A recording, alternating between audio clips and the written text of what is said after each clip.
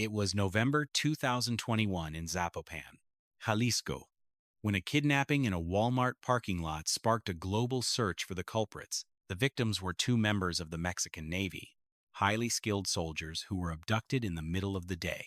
A 20-year-old woman and her husband, a cartel enforcé, were responsible, hoping to swap the soldiers for the release of her mother, who was being held by federal authorities. The woman in question was Laisha Mencho Oseguera Gonzalez, the daughter of the most feared drug kingpin on the planet.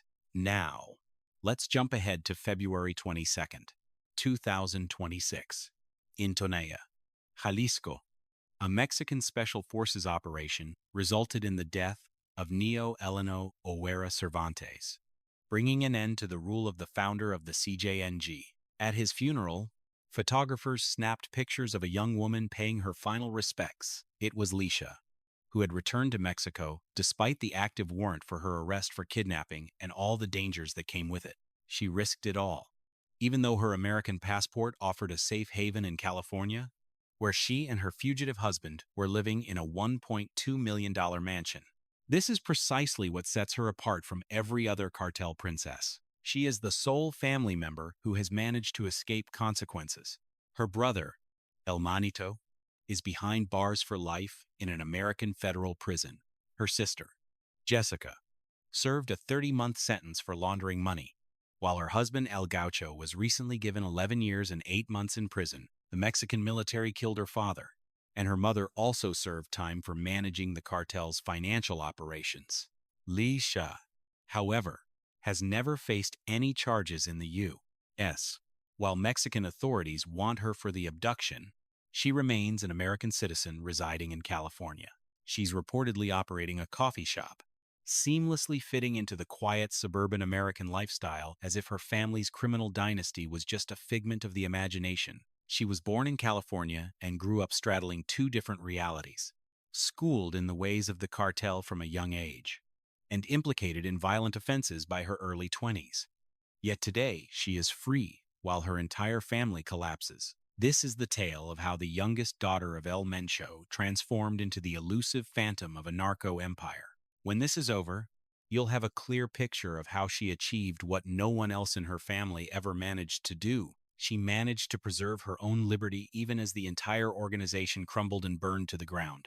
To fully grasp how Laisha found herself masterminding abductions and leading a secret life, we first need to delve into the true nature of the Gonzalez Oseguera family. This is because she's not the daughter of just any drug trafficker. She's part of a narco aristocracy, the product of two powerful criminal families joining together. Her father, Nemesio Oseguera Cervantes, was the architect who transformed the Jalisco New Generation cartel into the most brutal criminal network in all of Mexico. This was a man who possessed rocket-propelled grenades, 50 caliber machine guns, and even his own private special forces units. He was responsible for taking down military helicopters and had a $10 million price on his head offered by the United States State Department. Following his death in February 2026, the cartel declared all-out war. They set up 250 roadblocks in 20 different Mexican states, torched vehicles, and killed 25 National Guard soldiers in revenge. This gives you an idea of the kind of influence her father commanded. His wife, her mother, Rosalinda Gonzalez Valencia, went by the nickname La Jefa, which means the boss. She hailed from the Gonzalez Valencia clan, the founders of Los Quinas, which served as the financial wing of the CJNG. Rosalinda herself oversaw more than 70 businesses involved in money laundering, funneling over $50 million between 2015 and 2016. She was far more than simply a kingpin's spouse. She was effectively the chief financial officer for a billion-dollar criminal enterprise. This was the world Laisha was born into, a world devoid of poverty, free from desperation, and a far cry from the typical rags-to-riches cartel narrative. From the very beginning, her life was defined by immense wealth, unparalleled power, and constant violence. But in contrast to her siblings, who were consumed by the lifestyle and ultimately faced the consequences, Laisha mastered the art of navigating two separate realities, the cartel princess in Mexico and the American citizen in California. never becoming ensnared by either. The 2021 abduction, the mansion located in Riverside, the facade of owning a coffee shop, and her showing up at El Mencho's funeral. None of these pieces fit together until you realize that Laisha embodies a new breed of individual within the cartel ecosystem. She belongs to the first generation to discover how to leverage a U.S. passport as the perfect getaway plan. She learned how to be involved in cartel activities yet always have a believable excuse, and how to stay prominent enough to command respect within the family, while remaining obscure enough to evade the law. The most unbelievable part is that she's still at large, living her life freely, leaving everyone to wonder how much longer her luck can possibly hold out. Her early years, a life in two worlds. From age 3 to 7, let's go back to 2001. She was born somewhere in California. The precise city remains unconfirmed, but reports suggest she was indeed born on American soil. Laisha Michelle Oseguera Gonzalez came into this world holding U.S. citizenship, a status acquired not by chance, but through her parents' careful and strategic foresight. Even in those early days, long before the CJNG was formed and before El Mencho was the most sought-after fugitive in Mexico, her family knew that an American passport was a valuable insurance policy. However, by cross-referencing family records with cartel chronologies, we can assemble a picture of her past.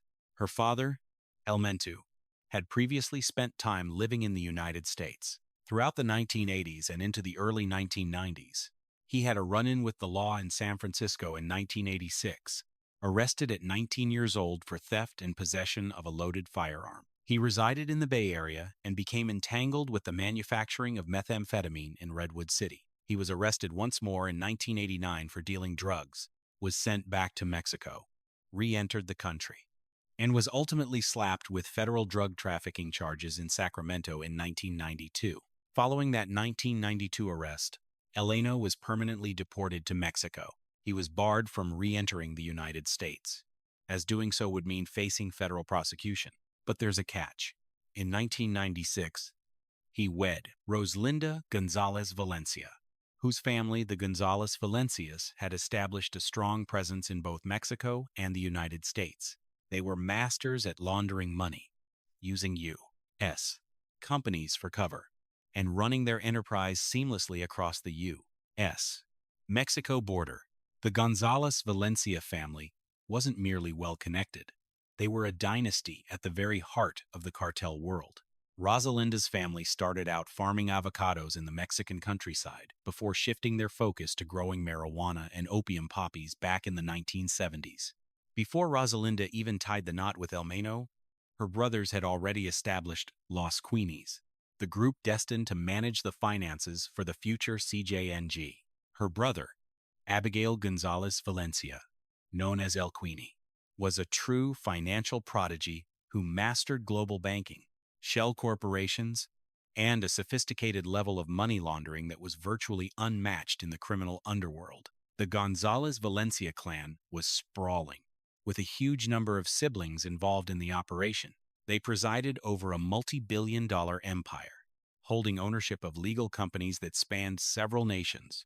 With offshore accounts in places like Switzerland and the Cayman Islands, they knew the secret to true power in the underworld wasn't simply trafficking narcotics. The real key is laundering the profits that come in, sinking that cash into lawful businesses, and creating a fortune that authorities couldn't touch. Despite this, several Gonzalez Valencia brothers were eventually apprehended over the years. One brother, Jose Gonzalez Valencia, also called La Chepa, was eventually extradited from Brazil to face cocaine trafficking accusations in the United States. Then there was Elvis Gonzalez Valencia, apprehended in 2016 for being CJNG's top money man. Though he was ultimately let go, the involvement ran deep, with Gerardo and Juan Carlos active in the cartel's work, and even the sisters Maria, Ivet, and Noemi were allegedly laundering money via companies they ran. So when El Mencho married Rosalinda in 1996, this was less a wedding and more a corporate merger. He brought the force, the violent enforcement, and the experience in drug smuggling. The Gonzalez Valencias, in turn, supplied the capital, the complex financial systems, and a web of global contacts. This union laid the groundwork for the eventual supremacy of the CJNG, and Laisha, born from this partnership, was heir to the expertise from both sides of the family. Born around 2001, Laisha was the baby of the family, the last of 3 kids, marking the 3rd generation of this powerful underworld dynasty. Her brother, Ruben, who went by El Menchito, was born a U.S. citizen in San Francisco back in 1990. Her sister, Jessica Johana, called La Negra, had less public birth records, but she too had ties to California, which revealed the family's obvious game plan. The strategy was simple: ensure your kids are born on American soil, instill in them the values of the Mexican cartel, and equip them to move freely between both worlds. However, being the youngest kid in a family like this comes with a unique set of circumstances that would ultimately define Laisha's entire path in life. As the eldest son, her brother Menchito was the designated successor, destined from birth to take over. He was groomed from a young age to inherit control of CJNG's empire, while her sister Jessica, the middle child, learned the financial side of things directly from their mother, Laisha. However, as the youngest daughter and the baby of the family, faced a unique blend of expectations and possibilities, spending her early life moving back and forth between Mexico and the U.S. This was all happening as her father was forging the CJNG from the ashes of the Millennial Cartel during the mid-2000s, solidifying his control over Jalisco and waging a bloody war against Los Zetas, all while the family kept up their properties and maintained a footprint in California. That dual-country lifestyle wasn't out of the ordinary for cartel families, but what set them apart was the specific way they groomed each of their children for the future. Her brother, El Menchito, was being molded into the successor, getting schooled in the nuts and bolts of the operation. He was learning everything from logistics and violence to the chain of command, acting as El Mencho's right-hand man who handled global drug smuggling, organized deliveries, and supervised the muscle. Meanwhile, her sister Jessica was being initiated into the financial workings of the empire, following in their mother's footsteps. She was taught how to manage their various businesses, the sushi spots in Puerto Vallarta and Guadalajara, the rental cabins in Jalisco, all of which were fronts for laundering the cartel's cash. But Laisha's position was different. She was the youngest. And in the world of traditional cartel families, the youngest child is often set on a completely different course. Unlike Menchito, she wasn't designated to be the heir. And unlike Jessica, she wasn't being schooled to become the family's money manager. Her assets were of a different, arguably more precious kind. She had her U.S. citizenship, her youth, and the unique advantage of being able to operate under the radar. Throughout her childhood, Laisha would have watched her mother, Rosalinda, as she expertly navigated the family's vast portfolio of businesses. We're talking about 70 different companies spread across numerous sectors, including healthcare, tourism, hospitality, retail, and real estate. Not to mention agriculture. Laisha would have had a front row seat to how money laundering really worked. You take dirty drug cash and funnel it through legitimate-looking operations to make it clean. She would have been intimately familiar with her father's authority, the mix of fear and reverence he commanded, and the way huge swaths of Jalisco were completely under CJNG's thumb.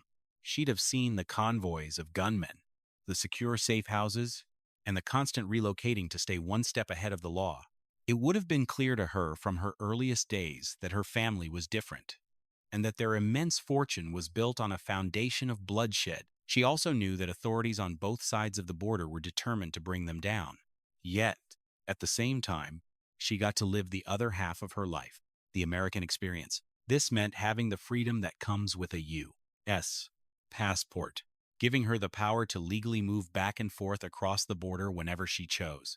It also meant being shielded by American constitutional protections, and always having the security of knowing that California was a safe haven if the situation in Mexico became too dangerous. As she moved into her teens during the late 2000s and into the 2010s, Laisha was based mostly in Mexico, while the CJNG was tightening its grip on the region.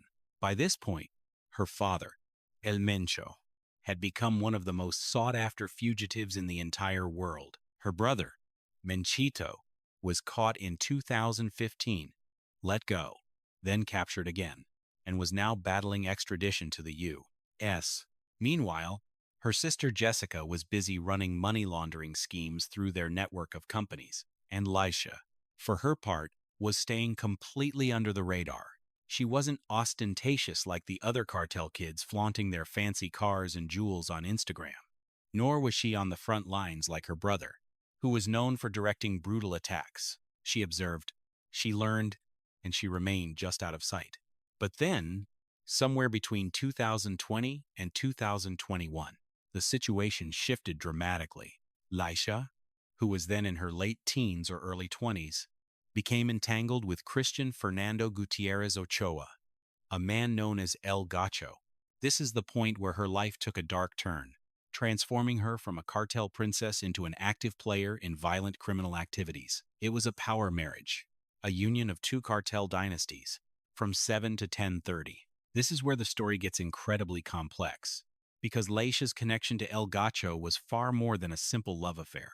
It represented the fusion of two powerful CJNG families, a calculated, strategic alliance. Christian Fernando Gutierrez Ochoa came into the world in 1987, which put him at about 14 to 15 years older than Laisha. An age difference like this isn't out of the ordinary in the world of cartels, where arranged marriages to solidify family power are standard practice. But El Gacho wasn't your average cartel member. He was what you might call narco royalty in his own right. His father was Jose Luis Gutierrez Valencia, better known as Don Chelo, a seasoned CJNG trafficker who had collaborated with El Mencho for many years. Don Chelo achieved legendary status within the organization for a couple of key reasons. The first was his exceptional expertise in the logistics of drug trafficking. The second was his completely unrestrained lifestyle, which perfectly showcased the extravagance and sheer audacity that came with cartel power. Back in 2013, Don Chelo managed to host a party while incarcerated at the Puente Grande maximum security prison. And this wasn't some minor get-together. It was an all-out narco fiesta complete with a live band, an endless supply of alcohol, and Don Chelo proclaiming to the entire crowd, "I'm the one in charge here." Video footage of this event eventually leaked, sparking an international scandal that exposed just how deeply the cartels had managed to corrupt Mexico's prison system. After Don Chelo was released from prison in November of 2017, the authorities immediately raided and seized his ranch. What they discovered on the property told a story of pure narco extravagance: gold-plated handguns engraved with figures of St. Jude, Ferrari and Louis Vuitton emblems, a Bengal tiger, and various exotic birds.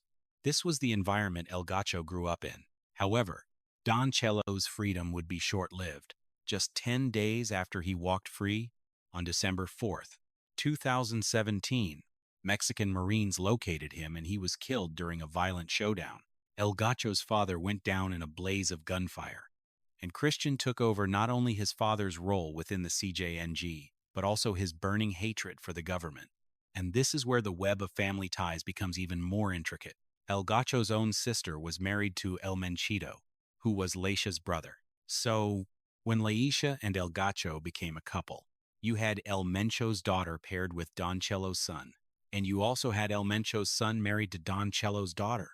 Two of the most influential families in the CJNG were now completely interwoven. This was no coincidence. This was the deliberate construction of a dynasty.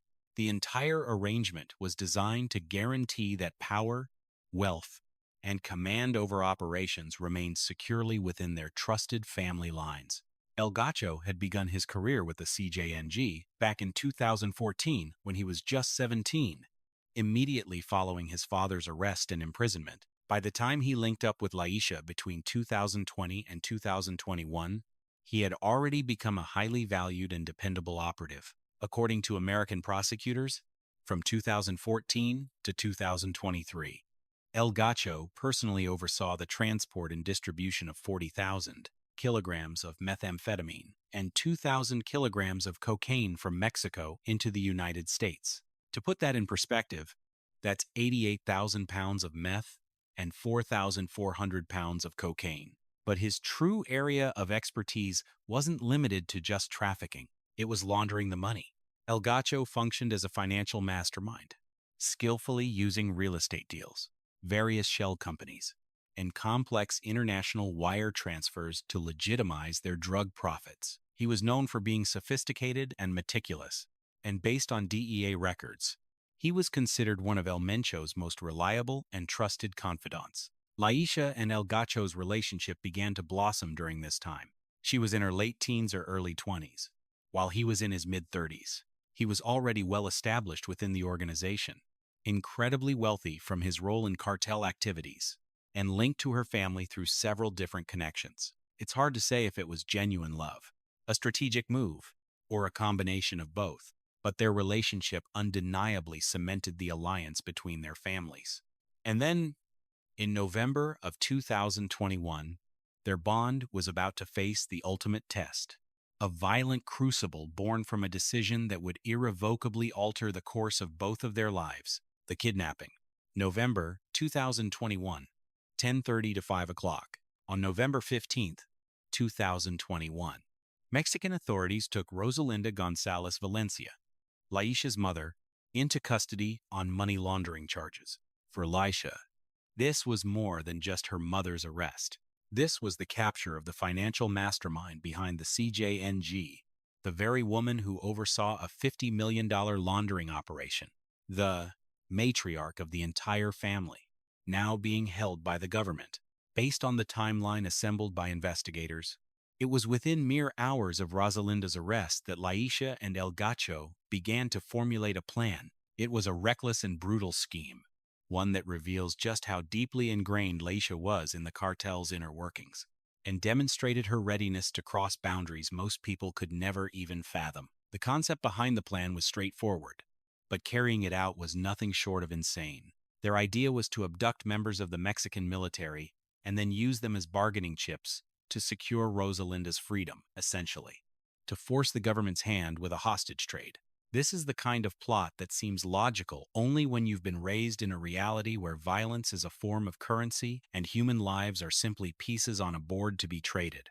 On November 15th, 2021, the very same day that Rosalinda was taken into custody, Laisha and El Gacho, working with a team of other CJNG operatives, set their sights on two members of the Mexican Navy. The abduction took place in the parking lot of a Walmart in Zapopan, Jalisco, a public area, in broad daylight, but firmly within CJNG-controlled turf, where the cartel acts with a chilling level of audacity. The two naval officers, one a man and the other a woman, were snatched. These were highly trained combat professionals from the military, ambushed in a well-organized strike. This was far from some ordinary mugging. This was a meticulously planned, military-grade kidnapping executed by seasoned operators. And for 4 days, those two sailors were held captive.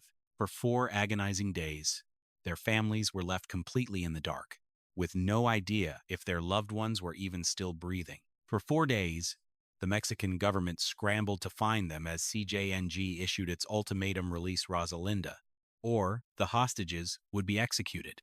The Mexican Navy initiated a sweeping search and rescue operation. They were certain CJNG had their personnel and fully understood the gravity of the situation. But locating them was a monumental task. They were deep in cartel territory, where informants lurked on every corner. Any civilian could be a lookout, and safe houses were hidden everywhere. It was like hunting for a needle in a haystack woven from brutality and corruption. On November 19th, 2021, 4 days after they were taken, authorities got a tip that led them to a specific spot in Puerto Vallarta. When they got there, they found both Navy members alive, kneeling by the side of the road. The female sailor, though deeply shaken and traumatized, was physically unharmed and alive, having escaped any serious injuries. Her male colleague, however, was in much rougher shape. He had been beaten repeatedly in captivity. The message couldn't have been clearer. CJNG could have easily killed him, but instead, they brutalized him and then let him go, a raw display of their power and a signal that they were prepared to talk. But there was a major flaw in their plan. The strategy was a complete failure. Rosalinda was not released. The Mexican government maintains a strict policy against negotiating with cartels, especially for a high-value asset like her. Freeing her would have broadcast the message that kidnapping is an effective tactic and that CJNG could strong-arm the government through acts of violence. Consequently, Rosalinda remained in custody. The sailors were successfully recovered, and Laisha and El Gacho officially became wanted fugitives for the abduction of Mexican military personnel. It's one of the most severe crimes one can commit in Mexico, potentially resulting in a life sentence. Mexican law enforcement immediately opened a full-scale investigation. They had no doubt that CJNG was the culprit. Their intelligence strongly suggested El Gato's involvement, but proving Laisha's direct role in the operation was a much tougher challenge. She wasn't physically at the scene of the kidnapping. Reports indicate she was involved in the planning and coordination, the one orchestrating events from behind the curtain. Despite the difficulties, Mexican prosecutors went ahead and constructed a case against her. Arrest warrants were officially put out for both of them. If they were ever captured in Mexico, they'd be looking at decades in prison for kidnapping members of the military. This is an offense the Mexican government treats with the utmost severity because it constitutes a direct challenge to the authority of the state. For Laisha, this was the moment her entire life shifted. She had transformed from a cartel princess into an active participant in criminal activities. She had crossed the line from simply observing her family's business to personally directing acts of violence. And now she was a wanted woman, staring down the possibility of life in a Mexican prison if captured. El Gacho was in an even more dangerous position. He was a known CJNG enforcer who already had drug trafficking charges hanging over him. The kidnapping charge only compounded his already significant legal troubles. He couldn't risk being seen anywhere in Mexico without facing either arrest by the authorities or assassination by rivals. So, they resorted to the classic narco-family solution when the pressure gets too intense. They ran.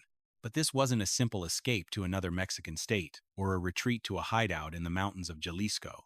This was a run for the north, an attempt to cross the border and completely disappear within the United States. And this is precisely where Laisha's American citizenship turned into her most valuable asset, the fake death and California escape.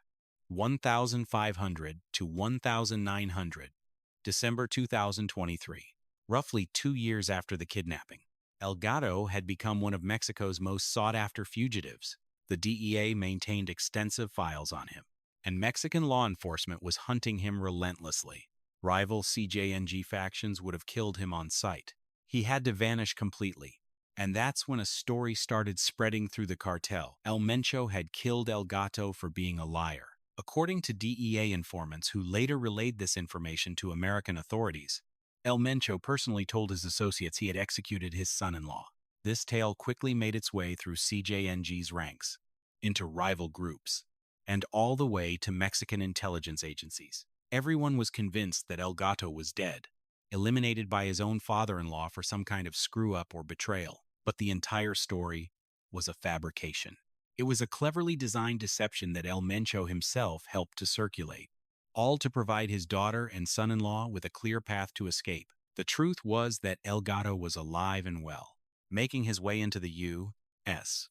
via one of CJNG's smuggling tunnels, located near Tijuana. These are not some crude, hastily dug holes in the ground.